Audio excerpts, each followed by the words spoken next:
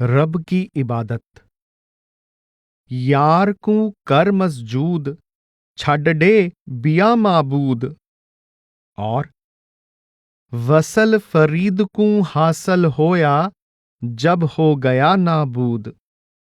आप उपदेश देते हैं, मेरे प्यारे, तू दूसरे सब इष्टों की ओर से ध्यान हटाकर केवल एक रब के आगे माथा टेक। केवल बाहरी माथा टेकना या सजदा करना काफी नहीं। तू अपनी हस्ती, अपनी रूह इसमें फना कर दे। ख्वाजा साहिब साधक का ध्यान अनेक की भक्ति में से एक कुल मालिक की भक्ति की ओर खींच रहे हैं। आप उसे भक्ति के उस अंतर्मुख साधन की ओर प्रेरित कर रहे हैं जिसके द्वारा वह अपनी रूह रब में अभेद करके रब का रूप बन सकता है।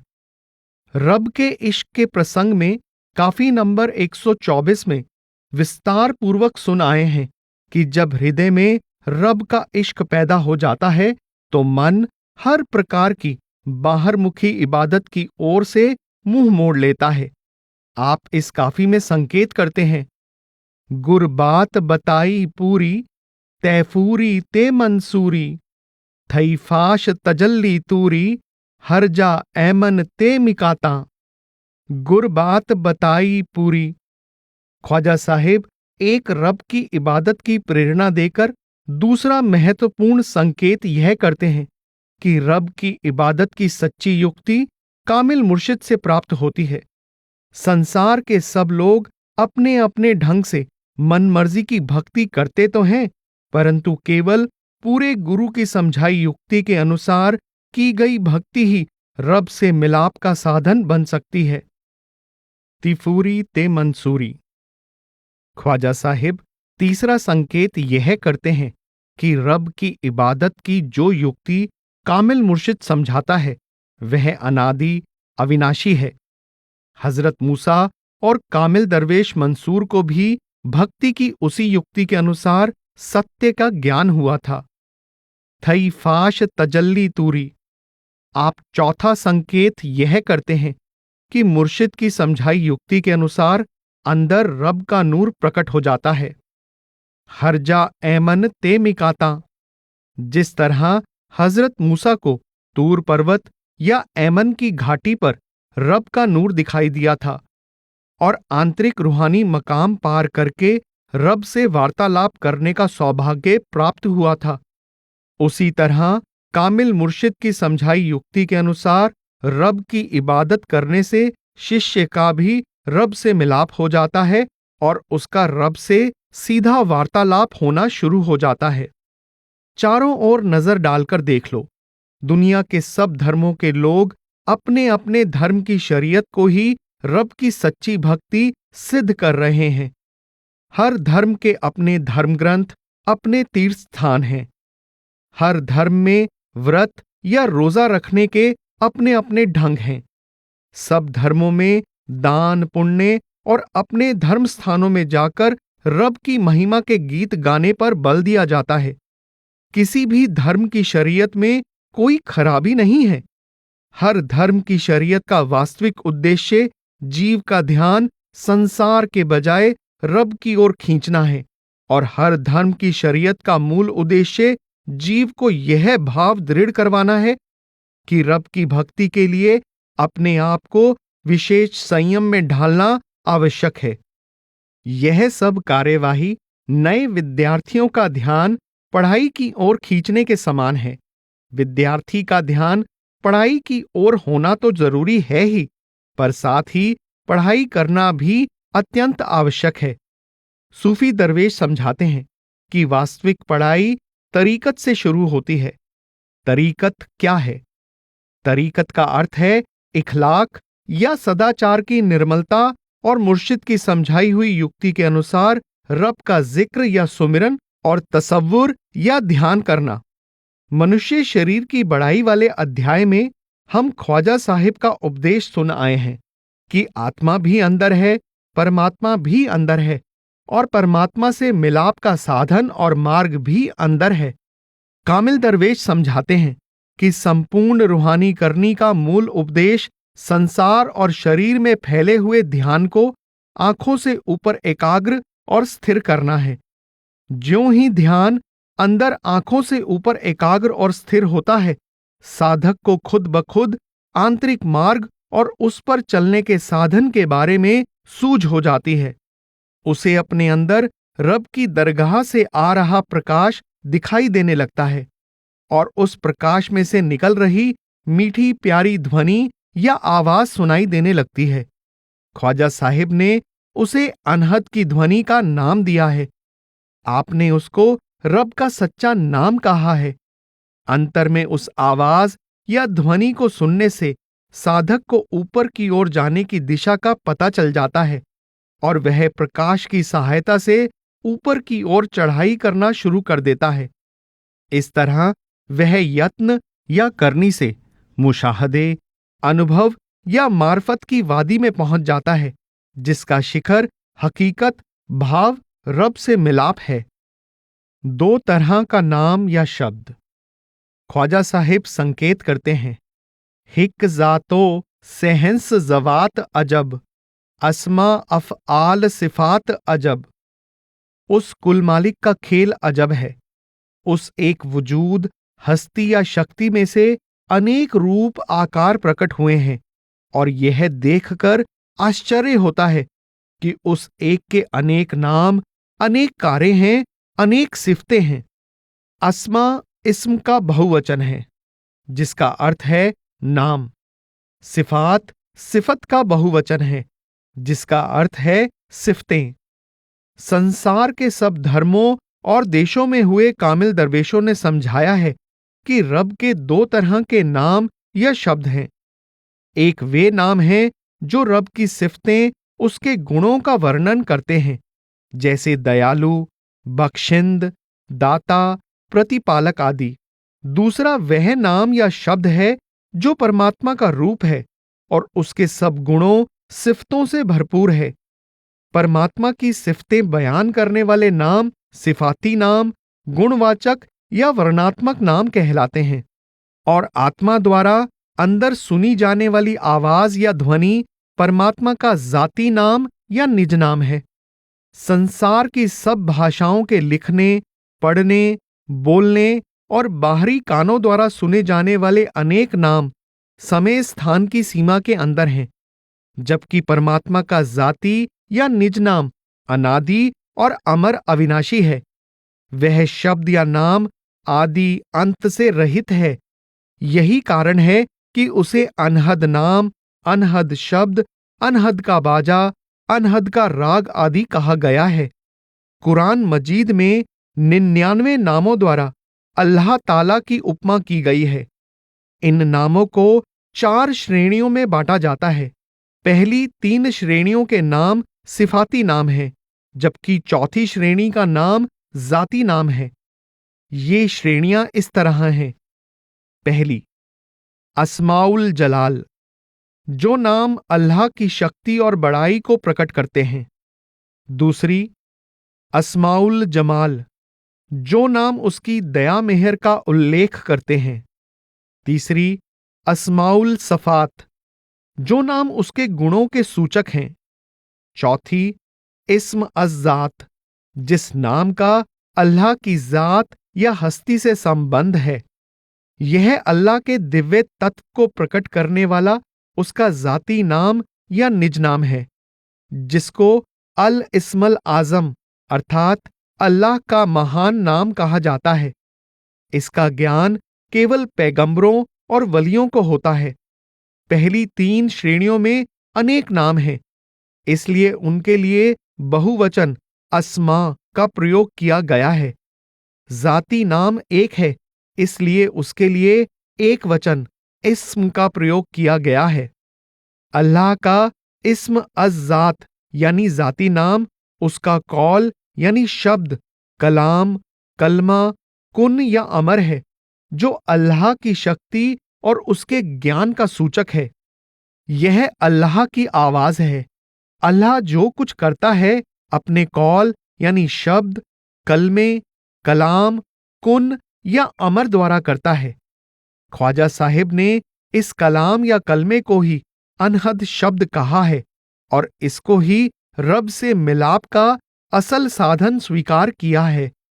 आप संकेत करते हैं, सिर अनहद तबल शहाना, खुश मुतरिब तान तराना, गया नफल नमाज दुगाना, विसरिया डू त्रै चार रकाता। मुर्शिद की रहमत से साधक को अपने अंदर अनहद शब्द का शाही तबला बजता सुनाई देने लगता है। उसे प्रतीत होता है कि दिव्य रागी आंतरिक मंडलों में अजब राग अलाप रहे हैं। वे राग सुनकर उसका ध्यान बाहरमुखी भक्ति से उपराम हो जाता है। आप काफी के अंत में कहते हैं, थे भाग फरीद भलेरे, दिल दिलबर लाए देरे, आ कहना द्वारे मेरे, बंसी जोड़ सुनाइयां घाता। साधक कहता है, मेरा अत्यंत सौभाग्य है कि मुझे कहना भाव रब के द्वार या मकामे हक में बांसुरी की मीठी प्यारी आवाज सुनाई देती है। उस आवाज ने मेरे मन को मोह लिया है और मुझे रब की हजूरी में पहुंचने का सौभाग्य मिल गया है। संपूर्ण रूहानी करनी में दो बातें मुख्य रखनी आवश्यक हैं। साईं बुल्ले शाह ने समझाया है, शरीयत दाई समान है, अर्थात रूहानी वृत्ति के बालक का जन्म शरीयत में से होता है। तरीकत माई है, इसका पालन सदाचार की निर्मलता तथा रूहानी अभ्यास की तरीकत रूपी माई करती है। जो भी प्राप्ति होती है अंतर्मुख रूहानी अनुभव रूपी मार्फत द्वारा होती है। मार्फत का अंत हकीकत अर्थात परमात्मा रूपी सत्य की पहचान में होना चाहिए। दूसरी बात यह समझने वाली है कि शरीयत हर धर्म की अलग हो सकती है, पर तरीकत, मार्फत और हकीकत सब धर्मों की समान है। संसार के सब धर्म नेक इखलाक, निर्मल आचरण, प्रेम, सत्य, सेवा, त्याग, क्षमा, सहनशीलता, नम्रता आदि गुणों पर बल देते हैं। यह इसी प्रकार है जिस प्रकार डॉक्टर दवा के साथ परहेज भी बताता है। जब तक परहेजों का पालन नहीं करते, दवा असर नहीं करती। तरीकत के गुण परहेज है और मुर्शिद की समझाई युक्ति के अनुसार इबादत द्वारा ध्यान को संसार और शरीर की ओर से समेटकर अंदर आंखों से ऊपर एकाग्र और स्थिर करना तरीकत की सफलता के लिए खाई जाने वाली दवा है। रोग दवा से दूर होता है, परंतु दवा का असर परहेज करने से होता है। जो भी रूहानी लाभ होता है मुर्शिद की समझाई युक्ति के अनुसार इबादत करने से होता है, परंतु इबादत में सफलता के लिए कथनी और करनी का निर्मल होना आवश्यक है। परमार्थ का मार्ग निर्मल आचरण की गलियों में से गुजरता है, परंतु मंजिल तक पहुंचने का साधन रब की ओर से आ रहा प्रकाश और उसमें से निकल रही ध्वनि या आवाज है। वह प्रकाश और आवाज रब की दरगाह से आ रही शक्ति की धारा है। वह धारा ही सृष्टि की रचना करती है और वही अपने में समाई रूह को अपने साथ अपने स्रोत परमात्मा में वापस ले जाती है। रब में से आया मुर्शिद साधक के अंदर अपना और रब का प्रेम पैदा करता है और वही साधक की रूह को अंतर में उस प्रकाश और आवाज से जोड़ता है। मुर्शिद सबसे पहले मुरीद का ध्यान अनेक इष्टों में से निकालता है और फिर उसे बाहरमुखी अनेक साधनों में से छुड़ाकर प्रकाश और ध्वनि के अनादि सर्वव्यापक साधन से जोड़ता है। अंदर अनेक रूहानी मंडल हैं। उन मंडलों की अलग अलग प्रकृति या बनावट होने के कारण उनमें रब के घर से आ रही शब्द की ध्वनि की आवाज अलग अलग रूप में सुनाई देती है। दरिया पर्वत से झरना बनकर नीचे गिरता है तो उसकी आवाज अलग होती है। खड्डों, ऊंचे नीचे स्थानों से गुजरते समय आवाज अलग रूप में सुनाई देती है। डेल्टा में पहुंचकर आवाज फिर बदल जाती है। सागर में समाते समय आवाज अलग हो जाती है। आवाज वही होती है, पर अलग अलग अवस्थाओं में अलग अलग रूप में सुनाई देती है। इसी प्रकार रब के दरबार से आ रही एक ही ध्वनि अलग अलग रूहानी मंडलों में अलग अलग रूप में सुनाई देती है। उपरोक्त प्रसंग में आपने तबले और बांसुरी जैसी ध्वनि की ओर संकेत किया है। ख्वाजा साहिब एक अन्य प्रसंग में कहते हैं, अनहद बीन बजा मन मोहियस, रावल जोगी लुटियां लुटियां। साधक रूपी हीर कहती है, मुर्शद रूपी रांझे ने अनहद की बीन बजाकर मेरा मन मोह लिया है। आप पे तख्त हजारों आया, हीरे कारण चाक सडाया। सट कर शौकत शाही वो यार, बिरहूं फरीद थीव से साथी। जय डहरावल पाकर झाती, जादू मुरली वाही वो यार। ख्वाजा साहिब फरमाते हैं, वह प्यारा प्रियतम अपना शहंशाहों का तख्त और शानो शौकत छोड़कर निमानी हीर की खातिर मकामे हक से चरवाहे रांझे का रूप धारण करके आ गया है। इसका क्या परिणाम हुआ? ज्यों ही उसने मुर्शिद के रूप में हीर रूपी रूह पर दया दृष्टि डालकर उसे अनहद शब्द की बांसुरी सुनाई, हीर के अंदर मकामे हक के वियोग की पीड़ा बस गई। वह अपने असल देश वापस जाने और रब से विसाल करने के लिए विह्वल हो उठी। ख्वाजा साहिब यही भाव इस तरह भी प्रकट करते हैं, रांझण माही मुरली वाही, प्रेम जड़ी जड़ लायुस जाही। दुख दुखड़े पए पल्ले वो यार, आतिश इश्क रंझेटे वाली। होश फिकर दी पाड़ पजाली, ढाड अंदर विच बल्ले वो यार। मुर्शिद रूपी रांझे ने अनहद शब्द की मुरली की तान सुनाकर अंदर इश्क की लपटें जलाकर दुखों के भंवर में डाल दिया है। उसने प्रेम की ऐसी बूटी सुंघा दी कि संसार और शरीर की सुध-बुध अलोप हो गई, सुख शांति समाप्त हो गई और अंदर विरह की आग निरंतर तेज होती गई। हीर रांझे की कथा में आता है कि रांझे की मुरली सुनकर भैंसें भी मस्त हो जाती थी और हीर भी। भाव यह है कि जब मुर्शिद द्वारा समझाए रूहानी अभ्यास द्वारा रूह आंखों से ऊपर स्थिर हो जाती है तो इंद्रियां भी शांत हो जाती हैं और आत्मा भी आनंद मग्न हो जाती है। भारतीय संतों ने अंदर सुनाई देने वाली ध्वनि को अनहद की ध्वनि, अनहद शब्द की ध्वनि आदि कहा है। वह ध्वनि आदि अंत से रहित है, वह निरंतर और अखंड है, इसलिए उसको अनहद की ध्वनि कहा गया है। ख्वाजा साहिब ने वाणी के अनेक प्रसंगों में उसे अनहद की बांसुरी, अनहद की मुरली, अनहद की बीन भी कहा है। आप इसको अनहद का तबला भी कह आए हैं। ज्यों ही आत्मा इस ध्वनि में लीन होकर ऊपर चढ़ाई करती है, इसके अंदर अगमी भेद प्रकट होने शुरू हो जाते हैं। ख्वाजा साहिब संकेत करते हैं, राज हकीकी फाश डिठो से, इल्मो अमल तो छुटियां छुटियां। मुर्शिद रूपी रांझे द्वारा अंदर सुनाई अनहद की बीन से सभी आंतरिक रूहानी भेद प्रकट होने शुरू हो गए और आत्मा हर तरह के बाहरमुखी ज्ञान और बाहरमुखी पूजा भक्ति से आजाद हो गई। ख्वाजा साहिब की पहली काफी रब से बिछड़ी रूह की दर्दनाक हालत बयान करती है। आप दूसरी काफी में इस अनादि दुख दर्द से छुटकारे वाली अवस्था का वर्णन करते हुए कहते हैं, अनहद मुरली शोर मचाया, गुर ने पूरे बेद बताए। अक्ल फिक्र सब फहम गमाए, मदहोशी विच होश सिखाए। सारा सफर अरूज सुझाया, वहदत ऐन अयां डिठो से। तम्ज हकीकी समझ लियू से, मखफी कुल इजहार थियू से। हर गुण ज्ञान दे गीत नु पाया, थिए वाजहा मशहूद दकायक।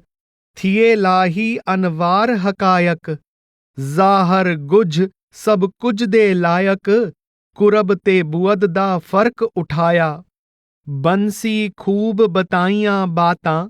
गुझड़े राज अनोखियां घातां, गुम थियां कूड़ियां जात सिफातां, लिमन अल मुलक दा दौरा आया। खमर तहूरों पी पैमाने, थियू से आशक मस्त यगाने। भुल गए सौम सलात दुगने, रिंदी मशरब सांग रसाया। जाने कौन गवार मुकल्लद, वाह वाह रीत मुकद्दस जयद। थी मुतलग बेकैद मुवहिद, सब सूरत विच आप समाया। जब हक रमज मिली तौहीदों, दिल आजाद डिठुम तकलीदों। थी कर फर्द फरीद फरीदों, सिर्री रूही वाज सुनाया।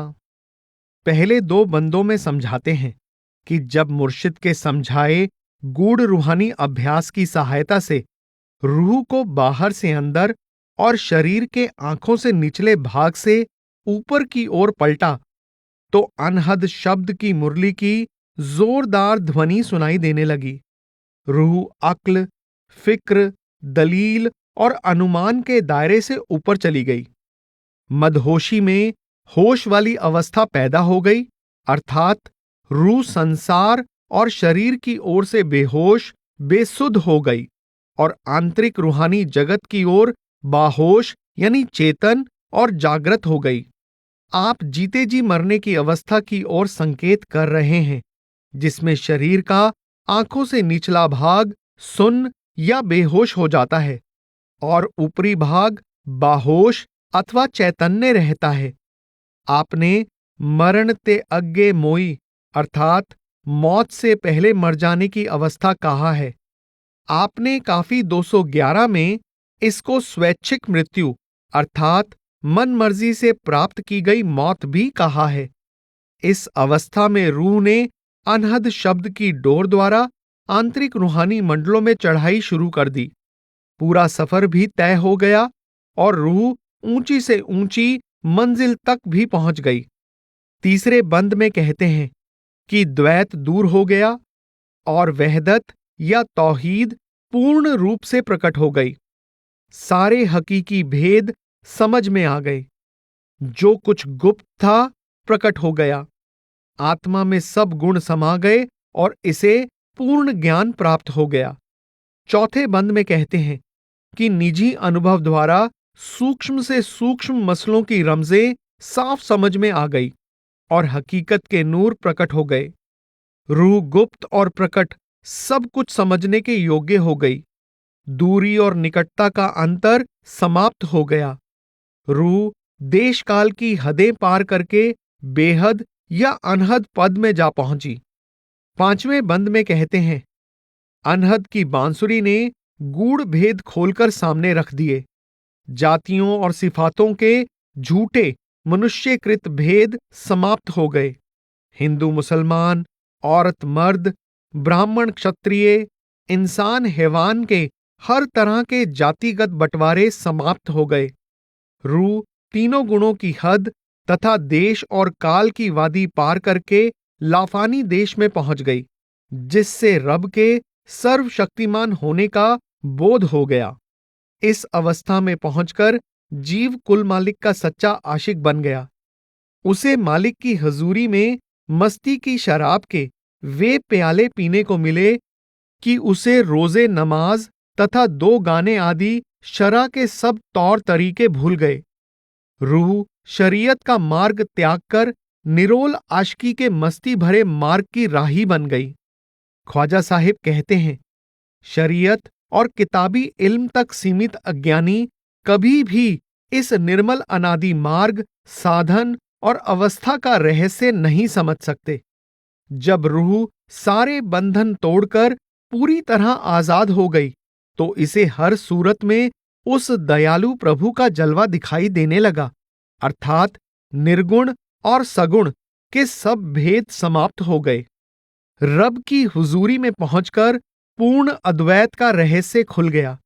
मन हर तरह की रस्मों की नकल तथा अनुसरण से आजाद हो गया।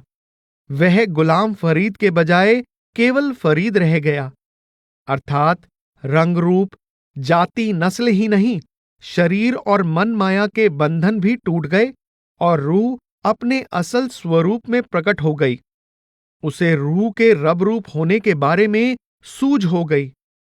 उस अवस्था में पहुंचकर फरीद ने रूह और रब के आपसी रिश्ते और रूह के रब के साथ मिलाप के सच्चे साधन और मार्ग का उपदेश देना शुरू कर दिया। प्रत्यक्ष है कि अनहद की जिस मुरली या बांसुरी का आपने वर्णन किया है वह हर एक के अंदर है। उसका भेद मुर्शिद या गुरु से मिलता है और उससे लिव जोड़कर ही रूह सारे रूहानी मंडल पार करके कुल मालिक की दरगाह में पहुंचकर सच्चे अद्वैत और निजात की अधिकारी बन सकती है। हजरत शम्स तबरेज ने आंतरिक 5 प्रमुख रूहानी मंडलों में सुनाई देती शब्द की अलग अलग ध्वनियों की ओर संकेत किया है। खामोश पंज नौबत बिश्नो जी आसमाने का आसमाने बेरूं जा हफ्तों ई शश आमद, अर्थात तू चुप होकर आसमान से आ रही 5 नौबतों यानी आवाजों को सुन जो 6 चक्रों और 7वें आसमान से परे है। आपका भाव है कि शब्द की अन्य आवाजें ध्यान को दरजाते सिफली यानी पिंड के 6 चक्रों से ऊपर एकाग्र करने और दरजाते उल्वी में पहुंचने पर सुनाई देती हैं। आप इस भाव को पुनः दोहराते हुए कहते हैं, बहफ्तम चरख नौबत पंजदारी चूं खैमा जी शश जीहत बरकंदाबाशी, अर्थात ये 5 नौबतें तभी बजती सुनाई देंगी अगर तू अपने ध्यान का तंबू 6 चक्रों से उखाड़कर 7वें आसमान पर ले जाएगा। हजरत निजामुद्दीन औलिया के परम शिष्य खुसरो ने अनहद शब्द की इन धुनों का इस प्रकार उल्लेख किया है। एक भंवर गुंजार सी दूजे घुंघरू होई, तीजे शबद शंख का चौथे घंटा होई, 5वें टाल जो बाजे छठे सो मुरली नाद, 7वें भीर जो गरजे 8वें शब्द मृदंग का, 9वें नफीरी टाल 10वें गरजे सिंध सास खुसरो यह ताल, 10 प्रकार अनहद बजे जित जोगी हो लीन, इंद्री थकी मनवा थके खुसरो ने कह दीन, अनहद बाजे बाजन लागे चोर नगरिया तज तज भागे, गुरु नजाम की भई है दुहाई खुसरो ने अंतर लिवलाई। सारी बात खुसरो ने अंतर लिवलाई के इर्द गिर्द घूमती है। अनहद शब्द की ये सब ध्वनियां ध्यान अंदर एकाग्र करने पर सुनाई देती हैं। इनका बाहरी साधनों द्वारा पैदा की गई धुनों से कोई संबंध नहीं। गुरु अर्जन देव जी ने पखावज, रबाब, बांसुरी और घुंघरुओं की ध्वनियों का इस प्रकार संकेत दिया है।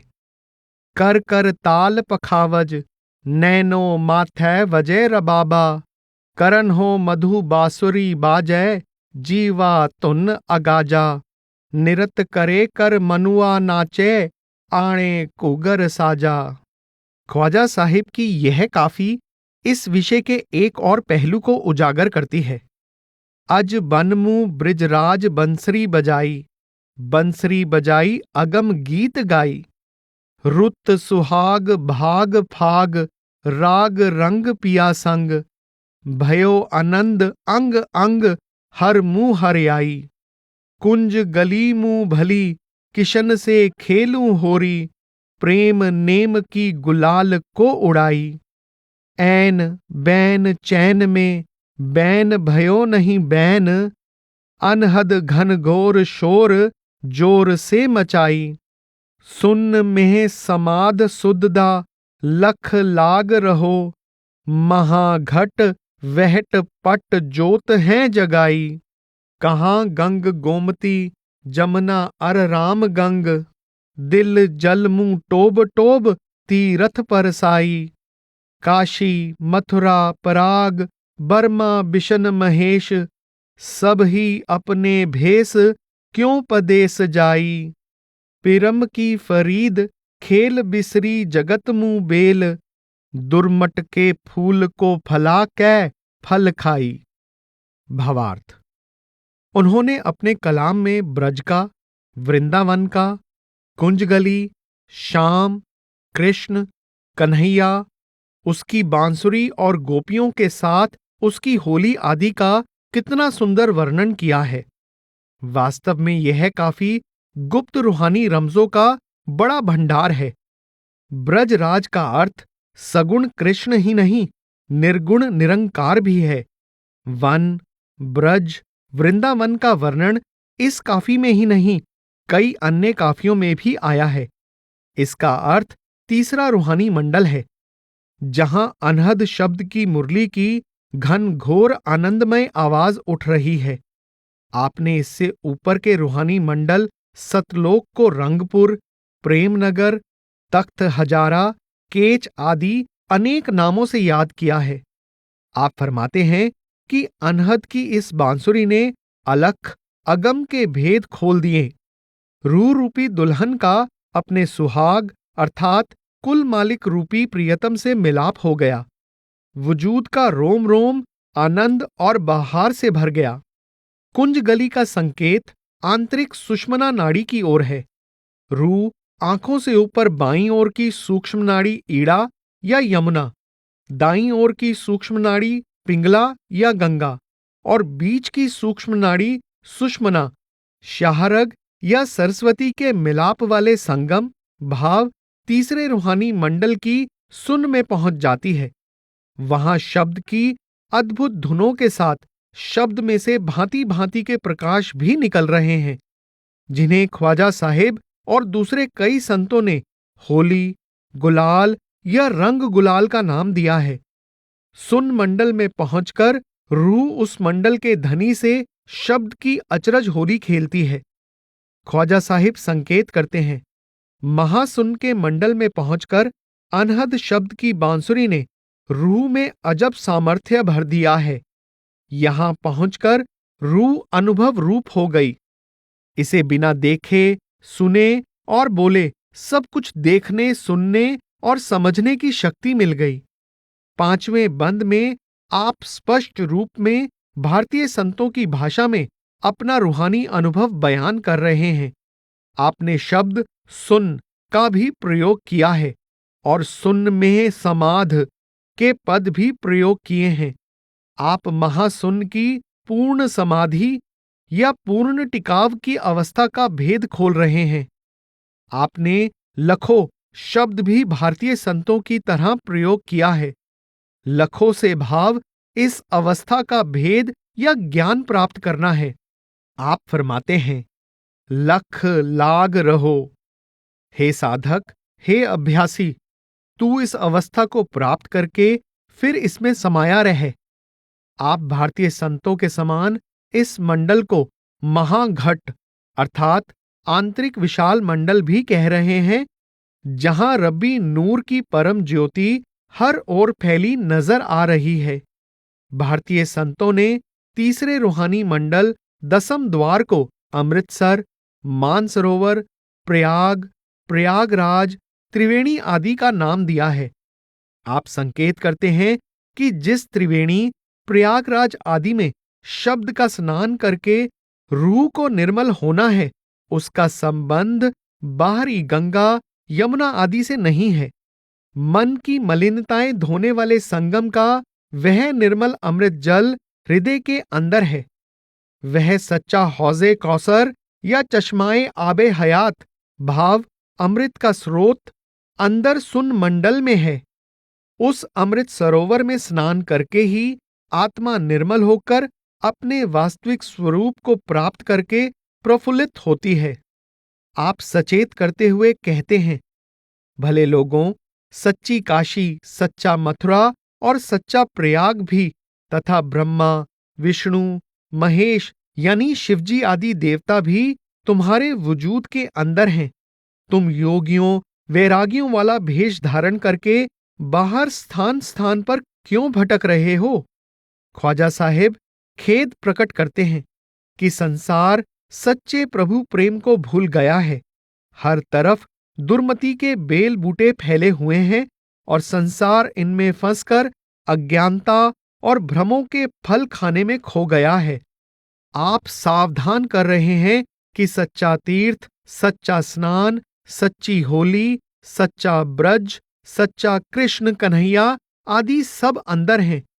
लोग बाहरमुखी क्रियाओं के भ्रमजाल में फंसकर मनुष्य जन्म के अनमोल अवसर को व्यर्थ गवा रहे हैं। बिंद्रा बन में खेले होरी, श्याम दवारे मेरो लाल।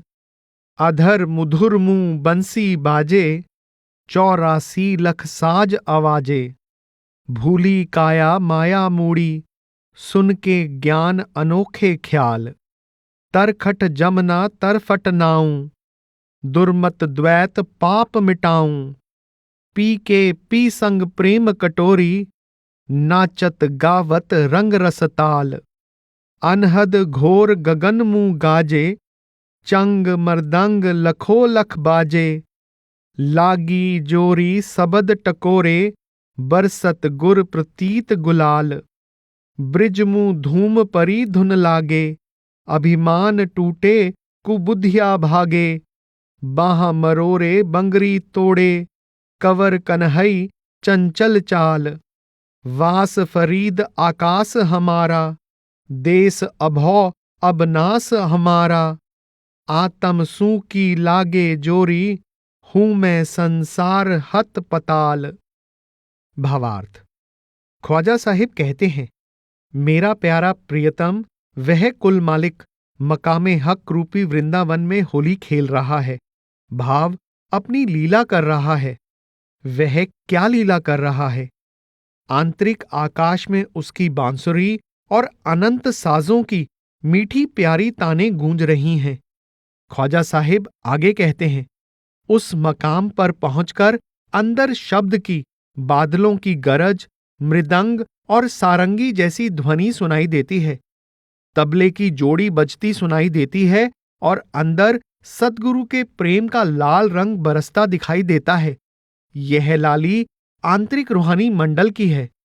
ख्वाजा साहिब कहते हैं कि दसम द्वार, प्रयाग या सुन मंडल रूपी ब्रज नगरी में अनहद शब्द की ध्वनि गूंज रही है।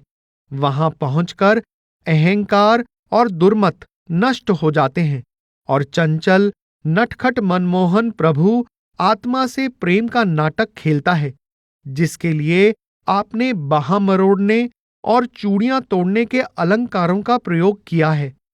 ख्वाजा साहिब कहते हैं, अब मैं आंतरिक उच्चतम आकाश या मंडल का निवासी बन गया हूं। उस अनादि अविनाशी धाम में पहुंचकर मैं जन्म मरण के भय से मुक्त हो गया हूं। आप कहते हैं, आत्मा का वास्तविक ठिकाना वह परमात्मा और उसका अविनाशी धाम है। इसे नाशवान मायामय जगत के पाताल का मोह त्याग कर उस अनादि, अविनाशी, निर्भय और आनंद रूप परमेश्वर से मिलाप कर लेना चाहिए, अन्यथा वह मरते लोक के पाताल में ही कैद रहेगी। ख्वाजा साहिब कहते हैं, हर हर जा विच रांझण माही, आया नाल सफात कमाही। हर सुर अनहद मुरली वाही, रम्ज हकाइक चोले। प्रभु का जलवा हर जगह प्रकट है। वह हर जगह अनहद की बांसुरी बजाकर अपनी सिफतें बयान कर रहा है। दूसरे शब्दों में, अनहद की बांसुरी प्रभु की सब सिफतों को प्रकट करने वाली है। वह बंसी उसके गूढ़ भेद प्रकट कर रही है। आप आगे कहते हैं, व फी अनफसिकुम भेद बतावे, नेहनु अकरब बीन बजावे। लौद लै तुम गीत सुनावे, लफ्स अनलहक बोले।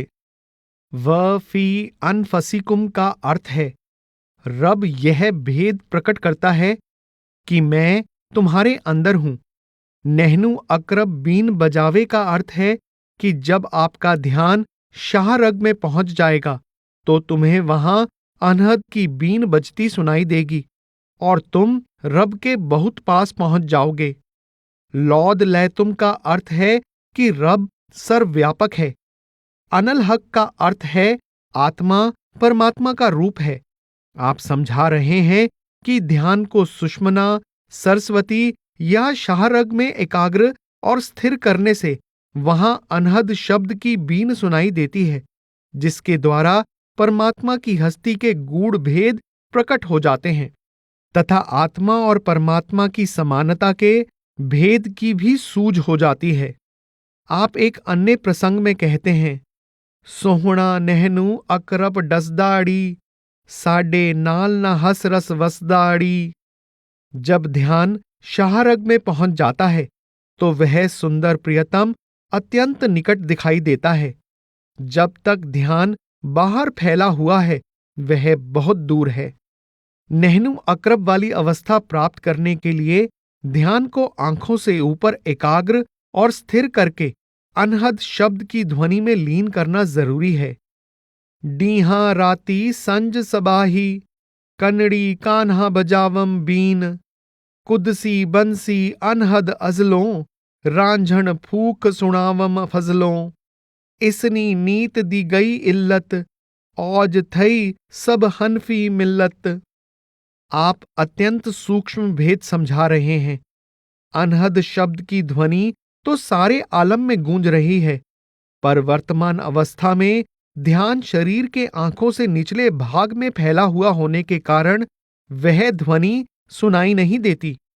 जो साधक ध्यान अंदर स्थिर करके उस बांसुरी या बीन जैसी धुन को सुनने के अभ्यास में परिपक्व हो जाता है, धीरे धीरे वह ऐसी अवस्था का अधिकारी बन जाता है जिसमें दिन रात, सोते जागते, चलते फिरते सदा अनहद की ध्वनि सुनाई देती रहती है। कुदसी बंसी, अनहद की बांसुरी परम निर्मल है, उसमें माया की मिलावट नहीं। वह बांसुरी अनादि है। जब संसार की रचना नहीं हुई थी उस समय भी वह बांसुरी मौजूद थी, और जब संसार नहीं होगा वह बांसुरी उस समय भी कायम रहेगी। रांझण फूक सुनावम फजलों, मुर्शद रूपी रांझा दया मेहर करके वह बांसुरी सुनाता है। बांसुरी की ध्वनि तो हर इंसान के अंदर हर दम हो रही है, पर जब तक मुर्शिद की मेहर नहीं होती साधक अपना ध्यान उससे नहीं जोड़ सकता। रूह पर रब या मुर्शिद द्वारा की जाने वाली सबसे विस्मादी और महत्वपूर्ण दया मेहर उसको अनहद की बांसुरी से जोड़ना है। रूह को इस बांसुरी में लीन करने से द्वैत का भ्रम पंख लगाकर उड़ जाता है और साधक रब की प्राप्ति के सीधे मार्ग पर आ जाता है। भाव यह है कि रब और मुर्शिद की रहमत भी अनहद शब्द की प्राप्ति के रूप में प्रकट होती है। अनहद शब्द की बांसुरी से जुड़कर ही द्वैत के भ्रम से भी छुटकारा मिलता है, और अनहद शब्द की बांसुरी के साथ लिव जोड़ना ही रब की इबादत या भक्ति का एकमात्र वास्तविक साधन है। ख्वाजा साहिब ने उपरोक्त भाव दूसरे ढंग से भी बयान किया है। उपरम वेद बताऊं, मैं अज्ञानी को ज्ञान सुनाऊं। सुरत सरंध हाथ मुंह लेकर प्रेम की तार बजाऊं। 5 सखी मिल राम द्वारे सतगुर की जस गाऊं। कूंज गली में श्याम सुंदर संग होरी धूम मचाऊं। मीत चीत पचकारी मारूं, परीत गुलाल उड़ाऊं। कहाँ अयोध्या संभल मथुरा, कहाँ गोवर्धन जाऊं। लक्ष्मण राम कन्हैया कलगी, आपने आप मुँह पाऊं। देसों कहाँ बदेस को दौड़ूं, जोग बराग कमाऊं। सूरज चांद को सन्मुख राखूं, सुन्न समाध लगाऊं। पीपल तुलसी काहे को पूजूं, काहे को तीर्थ नहाऊं। और से काम फरीद न मेरो, आत्म देव मनाऊं। भावार्थ: आत्मा की अंदर शब्द की ध्वनि सुनने वाली शक्ति को सुरत और शब्द के प्रकाश को देखने वाली शक्ति को निरत कहा जाता है। ख्वाजा साहिब कहते हैं, मेरे प्यारे, आ मैं तुझे अनूठा अनुपम भेद समझाऊं। मैंने अज्ञानी से ज्ञानी बनने के लिए जो युक्ति अपनाई है, मैं उसके बारे में खोलकर समझाता हूं। मैं सुरत रूपी सखी को अंदर स्थिर करके अनहद की सारंगी द्वारा प्रेम की तार बजाता हूं, अर्थात सूरत को अनहद शब्द की सारंगी से जोड़ना ही परमात्मा के प्रेम की तार बजाना है। मैं पांचों ज्ञानेंद्रियों को स्थिर करके आंखों से ऊपर प्रभु के घर में सतगुरु का यश गाता हूं। दूसरे शब्दों में, इंद्रियों को स्थिर करके सूरत को शब्द से जोड़ना ही सतगुरु का यश गाना है। यही सतगुरु और उसके उपदेश के प्रति सच्चा प्रेम और सम्मान प्रकट करना है। कूंज गली का अर्थ सुषमना, सरस्वती या शाहरग है। आप कहते हैं कि मैं उस गली में पहुंचकर प्रभु रूपी श्याम सुंदर से प्रेम की होली खेलता हूं। मैं मन मोह लेने वाले प्रियतम पर प्रेम पूर्वक शब्द के प्रकाश का रंग फेंकता हूं। मुझे अयोध्या, संबल, मथुरा, गोवर्धन आदि तीर्थ स्थानों पर जाने की आवश्यकता नहीं, क्योंकि राम, लक्ष्मण, कृष्ण कन्हैया और कल्कि अवतार आदि इष्ट साक्षात मेरे अंदर हैं। मुझे बाहर स्थान स्थान पर भटकने की और घर बार का त्याग करके योगियों, वैरागियों का भेष धारण करने की आवश्यकता नहीं। मैंने चांद और सूरज, ईड़ा और पिंगला, यमुना और गंगा को आपस में जोड़कर शून्य समाधि की अवस्था प्राप्त करके निर्मल आत्मिक स्वरूप की पहचान द्वारा परमात्मा की पहचान कर ली है। मुझे न तुलसी और पीपल आदि की पूजा की आवश्यकता रही है और न ही तीर्थों पर स्नान करने की। मुझे बाकी सब इष्टों की पूजा भक्ति से छुटकारा मिल गया है और मैं हमेशा आत्मा के स्वामी या पति परमेश्वर की पूजा भक्ति में लीन रहता हूं। इस संबंध में ख्वाजा साहिब की इसी रंग में लिखी दो और काफियां ध्यान देने योग्य हैं। काफी नंबर 232 इस प्रकार है। सखी कर लेऊ हार सिंगार सभी, सैया रल मिल धूम मचाई। गरजत बदरा लसकत बिजली, रुत सावन ठीक सुहाई। अगन पपीहे करन बलारे, रस कोयल कूक सुनाई। मुल्क मलहेर वसायुम मौला, सब गुल फुल खुनकी चाई। मिल मिल सैया डेवन मुबारक, मुद भाग सुहाग दियाई। मुदता पिछे रांझण मिलया, रब उजड़ी झोक वसाई। आकर कान्हा द्वारे दिल दे, सुध बंसी परम बजाई। समंझ फरीद ना कर दिल मूंझी, कुल लाज पए गल पाई। यह काफी आकर कान्हा द्वारे दिल दे, सुध बंसी परम बजाई की तुकों के इर्द गिर्द घूमती है। जब मन के मंदिर में अनहद शब्द की मुरली बजी तो रोजे अजल से बिछड़े हुए रांझे यानी कुल मालिक से मिलाप हो गया। काफी में बादलों के गर्जन, बिजली के चमकने, कोयल की कूक, पपीहे की पीपी आदि सब वर्णन अलग अलग रूहानी मंडलों में अनहद शब्द की ध्वनि और प्रकाश का उल्लेख करते हैं। सखी सहेलियां अभ्यासी सत्संगी आत्माएं या गुरमुख दरवेश रूहें हैं, जिनके साथ आंतरिक मंडलों में मिलाप होता है। हार श्रृंगार का अर्थ भी शब्द का अभ्यास है। संपूर्ण वर्णन अनहद शब्द के अभ्यास और उस अभ्यास से प्राप्त होने वाली आंतरिक अनुपम रसमय और आनंदमय अवस्था की ओर संकेत करता है। दूसरी काफी इस प्रकार है। शौह रांझा अलबेला, जोगी जादू गरवे। रावल बंसी जोड़ सुनाई, विसर्ग्योम घर वरवे। यार रंझेटे मुरली वाही, कर कर पेच हुनर वे। अनहद बीन बजा मन मोहियुस, रुलदी बूटे झरवे। कन्ने कन्ने बुंदे घल झप मालहा, रहंदे हुस्न नगरवे।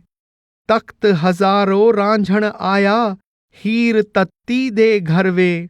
जो गण थीसा खाख रमेसा, रुलसा शहर बहरवे। माँ प्यू छोड़ लगी लड़ तैडे, सांवल कारी करवे। बाज परेंदे बाज नकाई, भट जेवर भट जरवे। इतना जुल्म मुनासब नाही, रब को लो कुछ डरवे।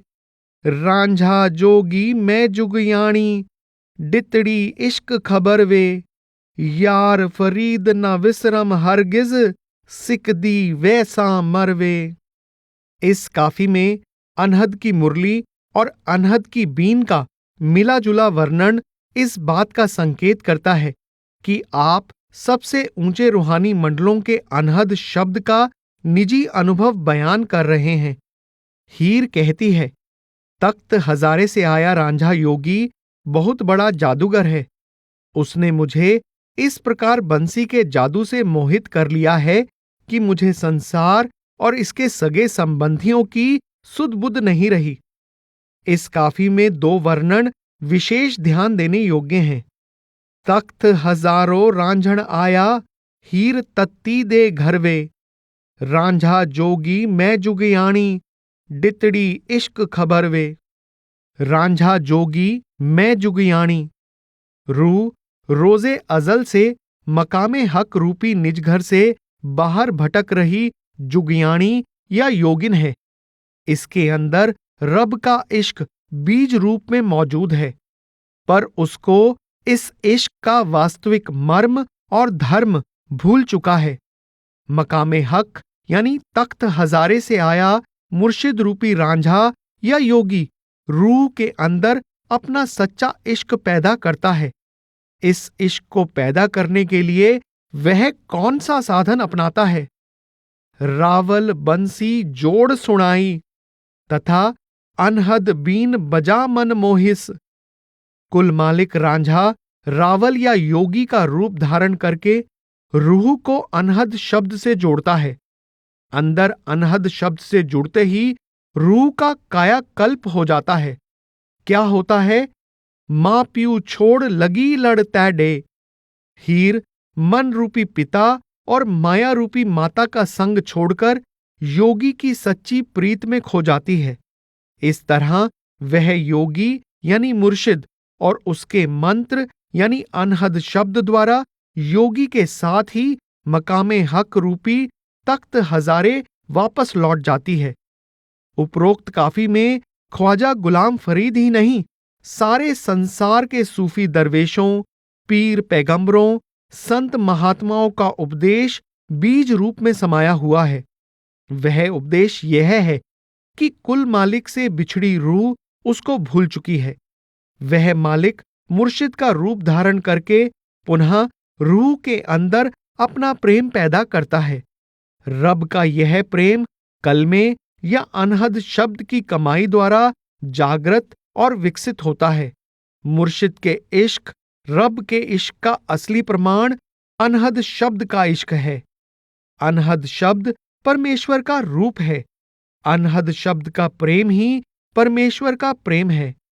ज्यों-ज्यों आत्मा अनहद शब्द के इश्क द्वारा मुर्शिद और रब के प्रेम में परिपक्व होती जाती है, इसके मन माया के बंधन ढीले पड़ते जाते हैं।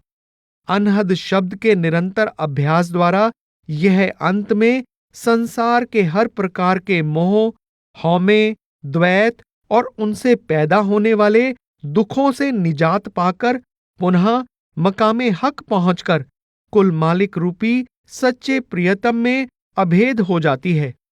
संसार में समय समय पर अलग अलग देशों, धर्मों में हुए सब गुरुओं, पीर पैगंबरों ने इस शब्द को ही रब से मिलाप का एकमात्र सच्चा साधन माना है। गुरु अर्जन देव जी ने आदि ग्रंथ का संपादन किया है। इसमें 6 गुरु साहिबान के अतिरिक्त लगभग 2 दर्जन दूसरे संत महात्माओं की वाणी दर्ज है। इस ग्रंथ में चिश्ती संप्रदाय के दरवेश बाबा फरीद का कलाम भी शामिल है। इन सारे महापुरुषों ने रब से मिलाप के लिए शब्द या नाम के साधन का प्रचार किया है। गुरु अर्जन देव जी का कथन है, मार्ग प्रभ का हर किया, संतन संग जाता। परमात्मा से मिलाप का साधन स्वयं परमात्मा द्वारा सृजित है, परंतु उसका ज्ञान पूर्ण संत महात्माओं से प्राप्त होता है।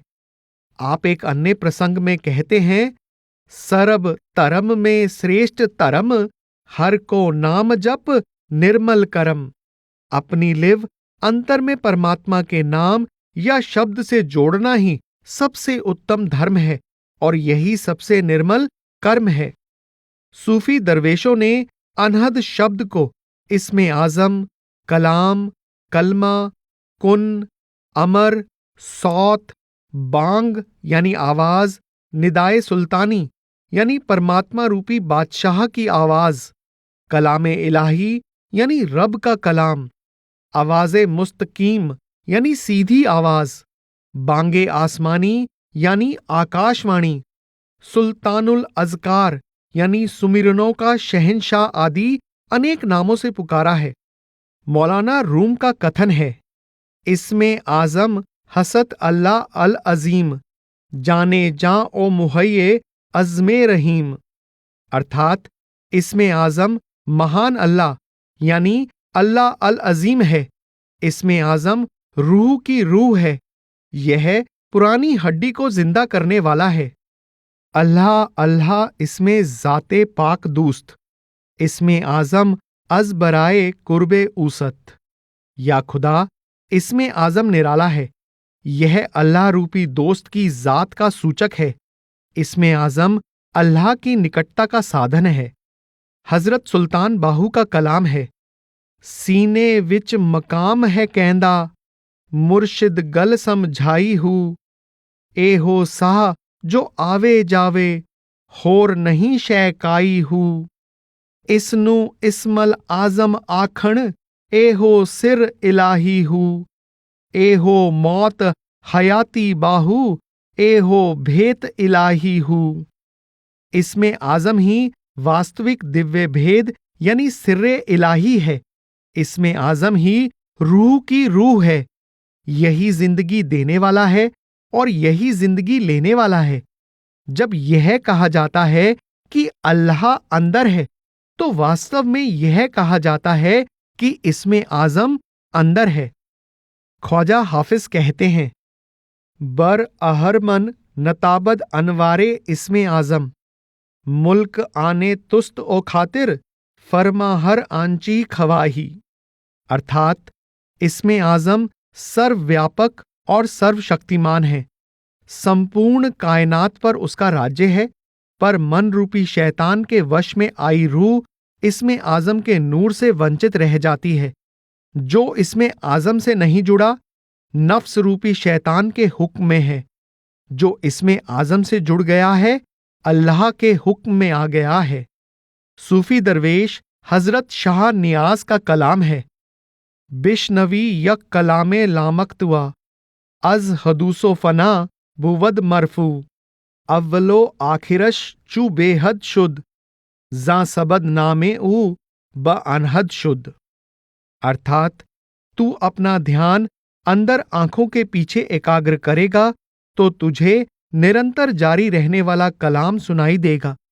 वह कलाम जो फना की हदों से ऊपर है, उसका ना कोई आदि है ना अंत। वह बेहद है, इसीलिए उसका नाम अनहद पड़ गया है। आप संकेत करते हैं, आलमपुर अस्त अज आवाज, लैक दरहाए गोशे खुद कुन बाज, बाज करदन हमी बस अस्त तुरा, बंद साजी रहे शुनीदन रा। अर्थात सारे आलम में वह आवाज हो रही है। तू सुन तो सकता है, पर अगर अपने कान खोल ले।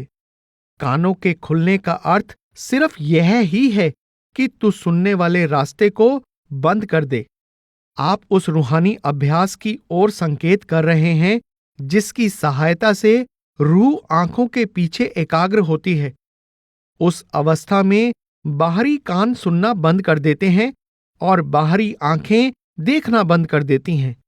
उस अवस्था में आत्मा के आंतरिक कान खुल जाते हैं, जो उस अनहद शब्द की ध्वनि या आवाज को सुनना शुरू कर देते हैं, और आत्मा की आंखें खुल जाती हैं, जो शब्द के प्रकाश को देखना शुरू कर देती हैं। हजरत शाह नियाज ने इस अनहद शब्द को कलामे कदीमी और खुदाए करीम का कलाम कहा है। आप कहते हैं, अफसोस है कि मेरा प्रियतम हमेशा तेरे साथ हम कलाम है, पर तू उसके कदीमी कलाम को नहीं सुनता। यारे माँ हरदम अस्त बातू कलीम, हैफ तू नशनवी कलामे कदीम। मौलाना रूम हजरत मोहम्मद साहिब के हवाले से लिखते हैं कि मेरे कानों में हर वक्त खुदा की आवाज आम आवाज की तरह आ रही है। रब ने तुम्हारे कानों पर मोहर लगाई हुई है, तुम्हारे कान बंद किए हुए हैं, जिस कारण तुम वह आवाज नहीं सुन सकते। गुफ्त पैगंबर की आवाज़े खुदा, मी रसद दर गोशे मन हमचू सदा, मुहर बर गोशे शुमा बनिहादे हक, ताब आवाज़े खुदा नारद सबक। हजरत मौलाना शेख मोहम्मद अकरम साबरी लिखते हैं, हजरत मोहम्मद वही या सहज ज्ञान की प्राप्ति से पहले 15 वर्ष तक अंदर आवाज़े मुस्तकीम यानी सीधी आवाज को सुनते रहे और हकीकत के ख्वाब देखते रहे। वे वही के नाजिल होने से पहले 7 वर्ष तक अंदर तजल्लियां यानी प्रकाश देखते रहे। आप 2 वर्ष तक पहले एक बार गारे हीरा यानी एक गुफा में इबादत यानी भजन में लगे रहे। हम पहले विचार कर आए हैं कि हजरत मोहम्मद साहिब की तरह सूफियों के कादरी सिलसिले के संस्थापक हजरत अब्दुल कादिर जिलानी 12 वर्ष तक सुल्तानुल अज़कार यानी अनहद शब्द का अभ्यास करते रहे। ख्वाजा गुलाम फरीद ने काफी नंबर 100 में इस अभ्यास द्वारा प्राप्त होने वाली विस्मादी अवस्था का हाल इस प्रकार बयान किया है। जै रम्ज रावल जी बुझी, तिनखे मुशाहदा रात दिन, नहीं जा अथा अफीऊन दी, ना भंग ना माअजून दी, जिन्हा सुद लखी बेचून दी, नित मस्त रे पीती वतन। रल वसदे लोकां नाल हिन, पर असल फारग बाल हिन, हर आन गर्ग ख्याल हिन, शागल समहन शागल उठन। खुद तो खुदी तो दूर हिन, सरमस्त जाम तहूर हिन, हक दे हमेश हजूर हिन, अवली विचों भोले भनन। नहीं मिलक मुल्क ते माल दे, नहीं जाल दे नहीं बाल दे, हिन जौक वजद ते हाल दे, गुम कर गुमान यकरू रहन। सिर डे लहन सिर दा लका, गए महज मरनो सिर लुका, होकर फना पावन बका, 100 सूद नुकसानो करन। वंज उठड़े देस सुहाग दे, सुख रूप मानन भाग दे, 12 महीने फाग दे, पाचैन चढ़ सेजी बहिन। जै मन मंदर पाया पिया, दुख पाप सारा मिट गया, थी महव असबाती थिया, रहंदा फरीद फरीद बिन। ख्वाजा साहिब कहते हैं, जो भाग्यशाली साधक प्रभु रूपी प्रियतम का भेद पा लेता है, उसे दिन रात रब का दीदार होता रहता है। वह ऐसी रूहानी मस्ती के आलम में पहुंच जाता है जिसके मुकाबले अफीम, भांग या माजून के नशे की कुछ भी अहमियत नहीं। अर्थात उसे ऐसा रूहानी सरूर मिल जाता है जो इंद्रियों से मिलने वाले नशों की पकड़ से बाहर है, जिसे माया से रहित परमेश्वर की पहचान हो जाती है। वह शराब पिए बिना ही सदा रूहानी मस्ती के आलम में खोया रहता है। मकामे हक पहुंच चुके साधक बाहर से आम दुनियादारों की तरह सबसे मिलजुल कर रहते हैं, पर अंतर में वे पूरी तरह से निर्लेप होते हैं। वे सदा प्रभु के ध्यान में लीन रहते हैं। वे सोते जागते, उठते बैठते, चलते फिरते सदा ध्यान में लीन रहते हैं। वे आपाभाव, खुदी या हौमे से ऊपर उठ जाते हैं। उन्हें अपने आप की सुध बुध नहीं रहती। वे सदा दिव्य प्रकाश में सरमस्त रहते हैं। वे सदा सच्चे परमेश्वर की हुजूरी में रहते हैं। वे सांसारिक धंधे सिर्फ दिखावे मात्र ही करते हैं, अंतर में सदा दिव्य प्रकाश में लीन रहते हैं। जो साधक सदा रब की हुजूरी में रहते हैं, उनका ना जायदाद, राजपाट या धन दौलत से मोह प्यार होता है, और ना ही पत्नी और बाल बच्चों से। वे सदा दिव्य मस्ती में लीन रहते हैं। वे हर प्रकार के वहम भ्रम से ऊपर उठ जाते हैं। जब वे सत्य का साक्षात दर्शन कर लेते हैं तो किसी प्रकार के संशय भ्रम के लिए कोई स्थान नहीं रह जाता। ऐसे साधक अनेकता से एकता में पहुंच जाते हैं। उनका ध्यान हर ओर से सिमटकर एक रब पर केंद्रित हो जाता है। ऐसे साधक सिर कुर्बान कर सत्य का भेद प्राप्त कर लेते हैं। वे खुदी को खुदा में मिटाकर उसका ही रूप हो जाते हैं। जब वे अपना आपा रब में फना कर देते हैं तो अमर जीवन के अधिकारी बन जाते हैं। इस प्रकार वे मौत की पकड़ से आजाद हो जाते हैं, जन्म मरण के चक्कर से मुक्त हो जाते हैं। जब वे सारा माया में सामान रब पर कुर्बान कर देते हैं तो इस कुर्बानी से उन्हें बहुत भारी नफा मिलता है। वे रब के हो जाते हैं, रब उनका हो जाता है, और जो कुछ रब का है वह सब उनका हो जाता है। आत्मा का असल सुहाग परमात्मा है। ऐसे साधकों की आत्मा अपने सच्चे सुहाग के देश में पहुंचकर उसके मिलाप का आनंद प्राप्त करती है। उनके भाग्य जाग जाते हैं और उन्हें प्रियतम से मिलाप का सच्चा सुख मिल जाता है। उनके लिए 12 महीने ही बसंत बहार के होते हैं। भाव वे सहज आनंद की उस अवस्था के अधिकारी बन जाते हैं जो हर तरह के उतार चढ़ाव से परे और ऊपर है। उनकी आत्मा को सदा परमात्मा से मिलाप का आनंद प्राप्त होता रहता है। उनकी आत्मा परमात्मा का ही रूप हो जाती है। जिनका मन रूपी मंदिर के अंदर प्रभु रूपी प्रियतम से मिलाप हो जाता है, उनके वियोग का दुख पंख लगाकर उड़ जाता है। उनकी आत्मा सब पापों से निर्मल हो जाती है। वह प्रियतम में लीन होकर निश्चल अमर अविनाशी अवस्था का स्वामी बन जाता है। वह बाहर से देखने में आम इंसान ही प्रतीत होता है, पर वास्तव में अपना आपा रब में मिटाकर उसका रूप हो चुका होता है। ख्वाजा साहिब ने यही भाव इस तरह भी प्रकट किया है। हुण में रांझण होई, रिहा फर्क न कोई, जै संग दिलड़ी पीत लगाई, आखिर बन गई सोई। हीर सलेटी चूचक बेटी, वंज किस जा खड़ोई। हीरों हीरा थीसी जेकर, सिर ही रा डितोई। पहले खाकर दर्द कशाले, ओड़क थई दिल जोई। शाबस असलू महज न हार्यो, जितना बार चतोई। जो कोई सिल्क मुहब्बत दे विच, मरन ते अग्गे मोई। सेज सुहाग सुहाइस थी खुश, श्याम सुंदर संग सोई। नाल खयाल अनादे जैने, मैल दुई दी धोई। सारे जग विच हिक में रह गई, ना तुई ना उई। थिया मंसूर फरीद हमेशा, जै ए राज लधोई। रूह रूपी हीर कहती है, मेरी अवस्था में क्रांतिकारी परिवर्तन आ गया है। मैंने जिससे प्रीत करनी शुरू की थी, उसके प्रेम द्वारा मैं अंत में उसी का रूप हो गई हूं।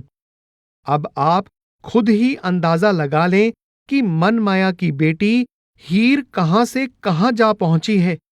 वह कहती है, मेरे प्यारे, जो कोई प्रियतम पर सिर कुर्बान कर देता है, अपनी खुदी उसमें फना कर देता है, वह उसका ही रूप बन जाता है। जो प्रेमिका अपना सिर कुर्बान कर देती है, वह ऐसी निमानी हीर से, जिसका कौड़ी मूल्य नहीं था, अनमोल हीरा बन जाती है। जिसे पहले दुखों मुसीबतों के कोहलू में पिसना पड़ता था, उसे प्रियतम के मिलाप द्वारा सच्ची शांति मिल जाती है। शाबाशी है उस साधक को जो वियोग की पीड़ा के भारी दुख को सहन कर लेता है, पर प्रेम को लाज नहीं लगने देता। जो साधक प्रेम के मार्ग में मरने से पहले मर जाता है, उसे ही प्रियतम से मिलाप करने का सौभाग्य प्राप्त होता है। जो अद्वैत के अमृत से द्वैत की मैल धो लेता है, वह मेरा तेरा से मुक्त हो जाता है। उसे मंसूर जैसी अनल हक की अवस्था प्राप्त हो जाती है। भाव उसकी आत्मा परमात्मा में समाकर उसका रूप हो जाती है। आपने इस काफी में मरण ते अग्गे मोई कहकर जीते जी मरने का संकेत किया है। इसका मतलब ध्यान को अंदर आंखों से ऊपर एकाग्र और स्थिर करके सुन्न समाधि की अवस्था प्राप्त कर लेना है। जो भी रूहानी तरक्की होती है, इस अवस्था की प्राप्ति द्वारा होती है। साईं बुल्ले शाह ने भी इसी अंदाज में फरमाया है, रांझा रांझा कर दी नी मैं, आपे रांझा होई, सद्दो नी मैनू दीधो रांझा, हीर ना आखो कोई। रांझा मैं विच, मैं रांझे विच, होर ख्याल न कोई। मैं नहीं ओह आप है, आपनी आप करे दिल जोई। हथ खुंडी मेरे अग्गे मंगू, मोडे भूरा लोई। बुल्ला हीर सलेटी वेखो, कित्थे जा खलोई। मुर्शिद का जिक्र अर्थात सुमिरन और तसव्वुर यानी ध्यान करने वाला मुरीद यानी शिष्य मुर्शिद या रब का ही रूप हो जाता है। वह द्वैत के सब अवगुणों से मुक्त होकर पूर्ण अद्वैत की अलौकिक विस्मादी अवस्था में पहुंच जाता है।